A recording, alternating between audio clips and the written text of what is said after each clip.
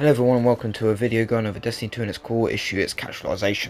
Over the past year, changes have been made to Destiny 2 that have made the game very easy with slide nerfs, AE, skill-based matchmaking, the crafting system and little to no reason to do endgame content. We'll start with the PvP changes, the nerfs to slide and the additions of AE. These additions was to lower the skill gap between low skill players and high skill players by making it punishable to jump and slide without any input by the player.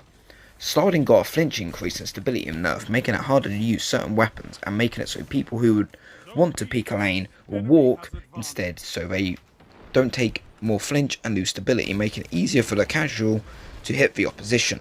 With the additional nerfs to shotgun spread when sliding and other nerfs to shotguns have practically forced them out of meta, which in turn lowered the skill gap more as snipers and linears rose up due to the high aim assist and bullet magnetism these weapons have, including the weird way flinch works. The AE stat or airborne effectiveness changes first sounded good, as it was made clear we would be able to build into them, but so far all we can do is use a specific weapon with a specific exotic armor that works and the Icarus mod, further forcing players to play boots on the ground and lane, further lowering the skill gap. Then Bungie starts to weight the larger maps in the pool, which are often the most unpopular, and then decides to bring back two of the worst maps in D2 PvP history with Eternity and Vostok. Eternity being the better of the two maps due to Vostok originally being a PvE section, then social space. It was clearly not made for PvP and they brought it back anyway.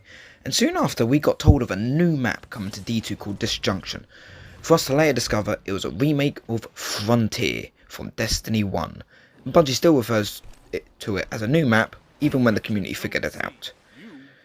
But back to the map weighting, caused an uptick in player DCs as majority of players don't want to play the super big maps and lane most people out of existence. Most players would rather play on Javelin 4 for example, due to it being an overall more engaging map with good sight lines and CQC areas for the people who like to play that way. People will stick to one area based on how they prefer. But then Bungie would later add skill-based matchmaking to quick play, the mode which should be quick to get in, quick to get out, as the name would imply. But what SBM has done has caused search times to increase and lobbies to become much worse, with lag or 6 stacks abusing the current meta, further making it unfun to play PvP for the good players. Some do stay as they like the competitive games that they get, but shouldn't be playing quick play for competitive games. They should be in the competitive mode, which should be a thing to play. It should be worth playing. It's getting reworked, we'll have to wait and see. In the same season of Bungie introducing skill-based matchmaking, the current time of the season of this being recorded, Bungie added quintet penalties to stop the DCs from poor matchmaking and maps that no one likes. This didn't work as people either stopped playing Crucible or got banned from it. I stopped playing and only played a few games for this video. While getting the footage, it was horrid. I started playing Gears 5 again, which Bungie shouldn't want, not to sound elitist, but being a gilded unbroken 6 times over, and it has been a fan of Destiny Crucible since I started playing Destiny fully with D1 year 2. These changes have pushed me away and made me realise that D2 nationally needs help in the PvP department. These are personally things I would do. 1. A map vote system where you can choose what map you play on with the 11 other players in the lobby. Just like Halo Reach back in the day. You want to play on Countdown, you vote Countdown. Oh, there's no maps you want there, you press none of the above. Problem solved. Matchmaking preferences. It will be in the settings of your Crucible. There will be a separate tab in the settings, Crucible. You can choose, and this will only be for quick play and the rotators. Skill-based matchmaking or connection-based matchmaking. As simple as that. And it will match you based on your preferences. Remove the slide, nerfs and the AE stat. You may have worked hard on these, but they only exist to punish the better players who know how to use the slide and the jump, which is the movement. 4. Nerfs to the slower paced playstyles of snipers, pulses and linears. The gameplay they force you into is plain unfun to play, which is the exact way of sitting in the back of the map and team shooting, the same issue we had in D2 Year 1, which was hard in itself. With these, I generally feel PvP will get better, and if anyone says you just want to stomp casuals, I don't. If I wanted to stomp casuals, I would reverse boost or make a Smurf account. Those are my issues with PvP.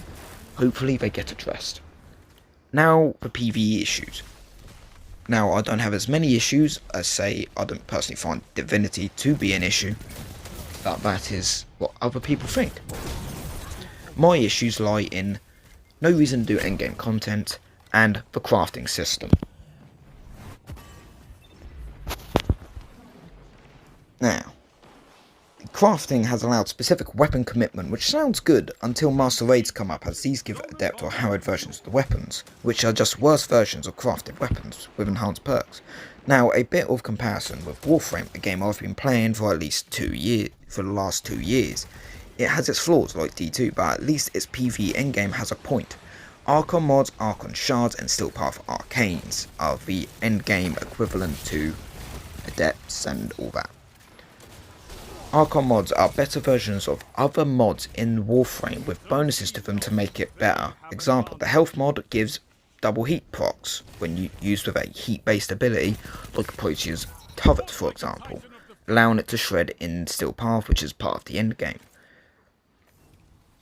Archon shards give your Warframe stat bumps and a chance of getting a Tau forged, which gives you your buffs a 50% better buff, so it goes from 10 to 15 for example, allowing you to get stronger builds that you normally couldn't get without kicking another stat into the gutter with the corrupted mods. Steel Path Arcanes make your guns stronger by giving buffs. Example, Deadhead gives a damage buff that stacks up to 3 times the 360% increased damage, with a further 30% more damage, headshot damage, and 50% reduced recoil at base, making some guns like the Kuva to laugh at endgame bosses such as the Archons. But Warframe allows more build crafting, with Warframes being linked to a unique identity unlike the classes of D2, as they heavily overlap in Destiny 2, all the time with each other. Yeah, I've got a script and I'm just fucking winging it, let's go. But yeah. Basically, D2 classes overlap way too much, they need to go into a set identity. That is one issue. Now, back to crafting, making Master Raids pointless. The adept / harrowed weapons can't get enhanced perks, so they fall off. Or do a harder activity when I can do the easier version 5 times in 5 weeks, get what I want and then craft it to what I want.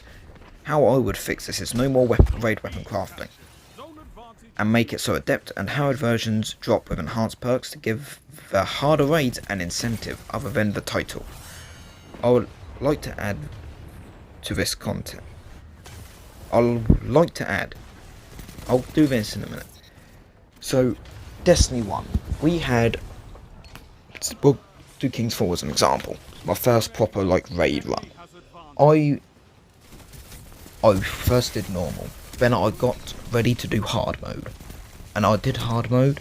I deleted all the normal mode weapons, because they were the exact same basically. Smite Moraine came with Cocoon Firefly, to what I remember. I'm fairly certain that Firefly could be random, but that's the only perk I got in that slot. So, that's an example. That's an example I gave. Most things would be the same. Well, and it wasn't like that for Wrath and Machine. It had different weapon pools, which is also a good system. Have different weapons be in the harder version, and make the harder version have the more wanted weapons. Example, if you bring back Wrath and Machine, Bungie brings it back, put the auto, the pulse, the sidearm, the fusion, and the LMG in the normal pool. The master pool, put the scout, the hand cannon, the shotgun, the sniper, and the rocket in the master pool. That would make problems go away. And if you heard that, I'm not editing it out. No points. It's late.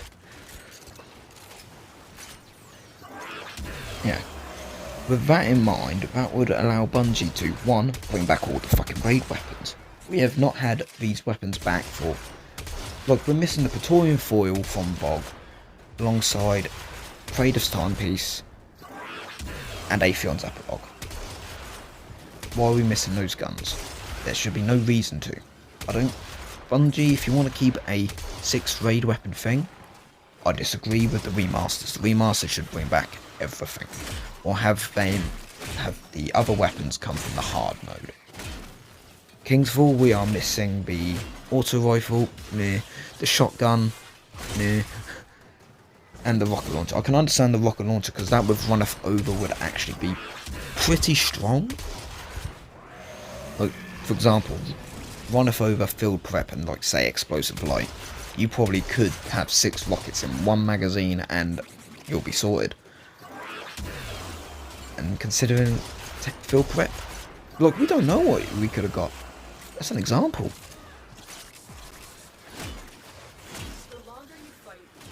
But in the end, we need an incentive to do the master raids other than the title. As it stands, I have 0 incentive to do any hard mode raid apart from the titles, which I don't worry about due to having the Unbroken title. And I hope the next Crucible title, which I believe is next season with the comp rework, there's a more reason than just the title, because if it's just the title, I might not go for it. I need more incentive. Give me a gun. Like, example, Exotic Not Forgotten. Bring that back, make it kinetic, because I would rather it be kinetic, and so it can't be paired with a Reese Walker and the Chaperone. It's exotic, so it wouldn't work anyway, but that's an example. With that, it's a PvP endgame reward. It should be the best PvP weapon. OG, Maghow, and a 180. So 3 taps. People who get it deserve it. They should have that power. I'll say it, right? Even Mountaintop. That, if you got that in its original quest, not the dimmed down nerfed version, you deserved that strength it gave you. I personally think Recluse was the biggest issue, because that was so easy to get compared to Mountaintop, Not Forgotten, Una's How. Because all you had to do was win games. These games could be in your normal games, in your Control, your Clash, your Supremacy at the time. You didn't have to play a single game of comp until you went to go get your Fabled 3, I believe it was, or Fabled 1. 2200, I believe it is. Where you had to get to. Now, will that be controversial because not everyone could get it? Yes. But, and I like to add this to, I like to say this. If you aren't good enough to get it, you don't deserve it. Destiny community has an issue of handouts. People get, it's been happening recently a lot more with the casualification of the game. People expect everything. They want to have everything.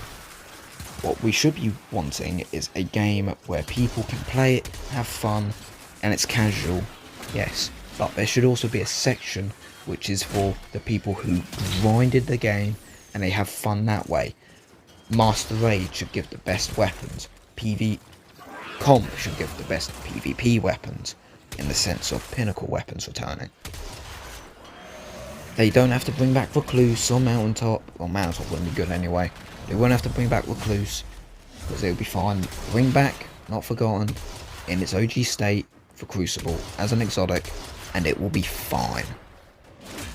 All it will do is, when you encounter someone with it, they'll be like, oh yes, a good player, who is now shitting on me because he deserved the weapon and got said weapon. I don't even know if I would be able to get it. I'm good at Crucible, but I don't know if I could get it. That's the thing. I've gone to Legend, I believe, 3 to 4 times, because after, like, my 4th one, if it is, or my 3rd, I just didn't bother because there was no reason to. I had no incentive. Now, back to people who aren't skilled enough shouldn't be getting stuff. You don't deserve weapons out on par with raid weapons and all this. Example. Casual players, their content should be the seasonal activities, your core activities, and then your dungeons. And dungeons should be the stepping stone into raids. If you can do that stepping stone, then you should be able to get better and do master raids. This also comes with a complete removal of the artifact light level, as I would prefer the game to go. The artifact light level just makes it so you want to do something, grind bounties first. Instead, they should make it so the normal raid is, say, 10 levels below the power cap. So this season the power cap is 1570. The normal raid would be 1560. The hard raid, the master raid, would be 10 levels up above, which would be 1590.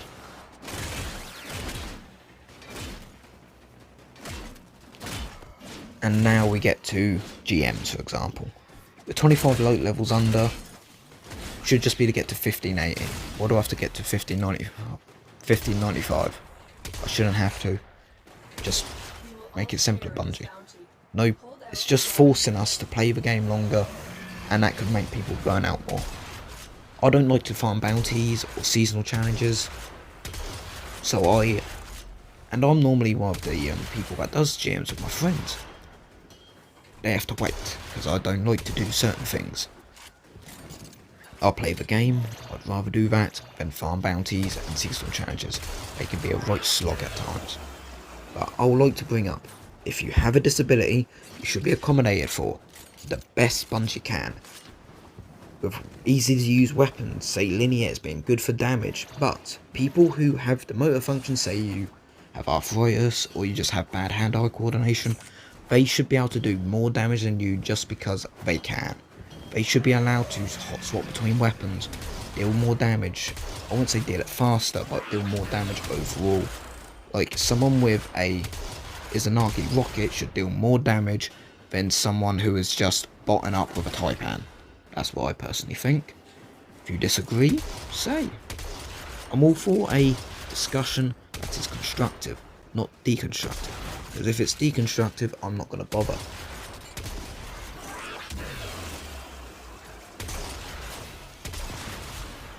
And final words to Bungie. I know you want to make sure everyone can have fun in your game, but that's not going to happen, I'm afraid. PvP is fun for those who aren't good or like to sweat, while people who are just good at PvP and don't sweat and use whatever the hell they want get punished when it comes to it, with poor connection and lag. I just said the same thing, let's go. With poor connection and stacks. And when it comes to PvE, it's okay that people aren't good enough to do master raids, to make them worth doing. As there's incentive in PvE, people will do it. I don't care if that pushes people be like, why can't I do this? I paid for it, I should be able to do it. Don't be afraid, Bungie. I know you want to include everyone, but not everyone should be included. This is no means to be disrespectful and all that. If you want to do like say Bungie puts this through and you want to do a master raid and you have disability that makes it harder for you, there's nothing stopping you. Remember the clip of the person who could barely even hold a controller, double slug hot swapping with Anarchy back in the day? If he could do that, you can do it. Nothing's stopping you other than yourself.